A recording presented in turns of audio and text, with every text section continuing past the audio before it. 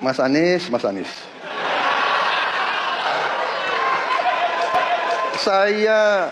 Saya berpendapat Mas Anies ini agak berlebihan. Mas Anies mengeluh tentang demokrasi ini dan itu dan ini. Mas Anies dipilih jadi gubernur DKI menghadapi pemerintah yang berkuasa.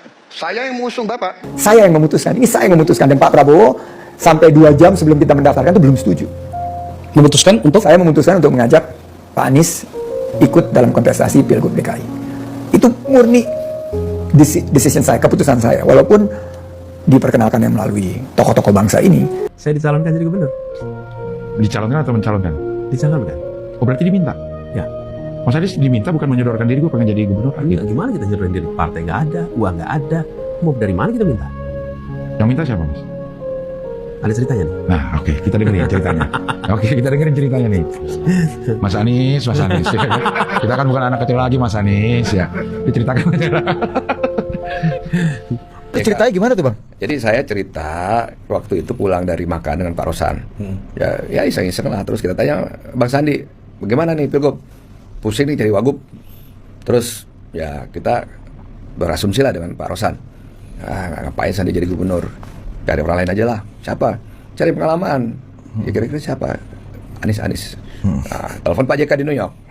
Nah Pak JK waktu itu endorse Anies kan. Terus saya bilang, coba hubungin orang tua saya kan. Kebetulan orang tua saya lagi ngurus-ngurus sama Sudirman Said. Pak Aksa. Nah, di sekitar Agustus, saya lupa ya kapan, sekitar Agustus tuh saya dapat telepon dari seseorang yang minta ketemu. Waktu itu ketika ketemu Pak Aksa Mahmud. Ya. Saya tunggu beliau hari Jumat siang. Terus Pak Aksa cerita, Mas Anies tadi pagi kami itu ada sholat tahajud di Masjid Sunda Kelapa. Pada selesai tahajud nunggu subuh pada dudukan di situ. Terus saat dudukan pada ngobrol, ini siapa ya calon gubernur lawannya Pak Basuki. Nah obrol-obrolan di situ, kesimpulan mereka cari aja salah satu dari yang di reshuffle. Terus kesimpulannya kali mungkin si Anies tuh. Jadi saya dikontak. Waktu saya dikontak saya bilang, wah Pak, saya belum pernah kepikir, sama sekali nggak kepikir. Iya. Jakarta gitu, apa belum pernah kebayang. Nah kan tadinya Bang Sandi yang nomor 1, kenapa bisa jadi Mas Anies tuh Bang? Ya mungkin analisa risiko kali. Bang Sandi nggak mau berisiko. Kayak bisnis ya. Iya. Analisa risiko itu maksudnya nggak mau berisiko itu artinya nggak mau keluar modal lebih banyak atau gimana maksudnya, Bang? Bisa juga. Hasil surveinya kan masih di bawah. Kan masih 4%. Nah, mulailah semakin terbelah. Tapi yang saya jaga waktu itu adalah di luar yang paling ekstrim kanan dan ekstrim kiri, yang di tengah itu cukup sehat. Ada sekitar mungkin 65-70%. Nah, saya bilang ini akan menentukan pemenang dari Pilgub saat itu. Nah, saat itulah akhirnya kita masuk ke dalam kontestasi, dan sebelum diresmikannya calon waktu itu kan akhirnya 2 poros tuh. Poros Pak Basuki yang sudah banyak partai yang merapat ke sana, sama poros non Pak Basuki. Dan saya waktu itu berjuang untuk menjadi calonnya yang di porosnya di luar dari porosnya non Pak Basuki ini. Dan akhirnya terjadi last minute Demokrat Muncul AHY mengumumkan dan munculkan Mas AHY. Tapi disitulah dalam waktu kurang dari 24 jam saya yang memutuskan. Ini saya yang memutuskan. Dan Pak Prabowo sampai 2 jam sebelum kita mendaftarkan itu belum setuju. memutuskan untuk? Saya memutuskan untuk mengajak Pak Anies ikut dalam kontestasi Pilgub DKI. Itu murni decision saya, keputusan saya. Walaupun diperkenalkannya melalui tokoh-tokoh bangsa ini, tapi waktu saat terakhir itu Pak Prabowo menyatakan tidak setuju, karena dia maunya saya menjadi calon gubernur. Saya pun bertanya sekarang, kenapa Anda kemudian mengambil decision itu? Pada saat Anda sudah mendapatkan kue itu. Karena perkembangan saat itu begitu cepat, di mana perhitungan saya yang tadinya kita akan head to head, kubu Pak Basuki dan kubu yang non Pak Basuki ini dengan 2 calon, karena Jakarta itu kan 50% plus 1. Akhirnya mendapatkan 3 calon. Itu belum ada di skenario pertama saya. Konstelasi berubah? Konstelasi berubah total. Oke. Dan akhirnya pada saat itu dengan masukan dari beberapa teman-teman, dan ada tokoh-tokoh DKI yang temannya Pak Akbar Faisal juga memberikan pandangan. Akhirnya saya menemukan strategi, karena itu kan strategi yang sangat wow, mengagetkan. Pak SBY memutuskan Mas AHY yang maju. Waktu itu semua perhatian terpusat kepada Mas AHY. Bagaimana saya bisa menciptakan satu strategi tandingan? Anies Baswedan jawabannya. Jadi waktu itu saya bilang, Pak boleh nggak saya mikir dulu nih, karena it's never on my plan. Ya. Nggak pernah lah kebayang gitu. Terus kata itu ya boleh lah, saya cuma mau tanya sama ibu sebetulnya. Ibu sama istri saya, Ibu, ini ada tawaran begini gimana nih? Kalau Ibu ridho, bismillah. Kalau Ibu nggak ridho, saya nggak mau nih. Ini kan bukan sesuatu yang kebayang lah dalam rute. Apalagi udah kebayang tuh Jakarta. Pak Basukinya kuat sekali, angkanya tinggi, terus populer.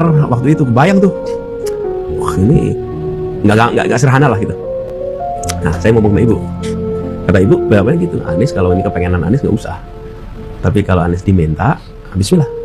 Dah, saya belum jawab tuh. Kalau kemudian ditanya lagi, saya bilang jawaban gitu. Nah, September awal, saya kena demam berdarah, Mas. Demam berdarah. Kemudian dirawat di rumah sakit. Nah, pas saya dirawat di rumah sakit itulah ketua partai itu datang ke rumah sakit nih. Saya lagi diinfus demam berdarah. Ditanyain bersedia apa nggak jadi calon gubernur. Terus angka saya disurvei, angkanya ada. Jadi sama sekali saya ini tidak terlibat, rapatnya ikut, anggota partainya juga bukan. Kemudian, tapi angka surveinya ada di situ. Kalau demokrasi kita tidak berjalan, tidak mungkin Anda jadi gubernur. Mas Anies, Anda ke rumah saya, kita oposisi, Anda terpilih. Kemudian malam-malam saya ditelepon, diminta datang ke tempat Pak Prabowo. Pak Prabowo bilang itu datang ke rumahnya, saya dipanggil datang ke situ. Saya nggak ikut rapat, dan saya juga nggak tahu proses di dalamnya gimana tuh sampai di ujungnya. Ada banyak versi lah. Dan ini pertemuan pertama kali dengan tim itu berarti? Ya saya bangunin lah, Pak Arso udah tidur. Dan Pak Anies juga udah tidur, Mas Anies. Bangunin nih, udah oke nih.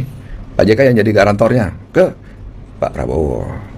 Datanglah malam-malam itu ke rumah, ke K4 ya, ke Tanegara 4. Ya itulah ceritanya berlanjut dari situ. Dan seterusnya ya terpilih lah. Ya artinya pasti kan dari orang-orang yang pasti menjamin. Siapa yang garansi? Pak JK menelpon Pak Prabowo waktu itu dari New York. Ya terus kemudian menugaskan saya karena saya ada di Jakarta waktu itu. Ya saya lah kemudian mengatur pertemuan di Kartanegara 4 malam itu. Malam sebelum kemudian besoknya dideklarasiin. 24 jam terakhir itu saya lakukan sampai nggak tidur saya di Kartanegara untuk meyakinkan bagaimana sampai saat terakhir waktu Pak Prabowo akhirnya ya sudahlah kalau begini kita intinya tidak menemui titik temu.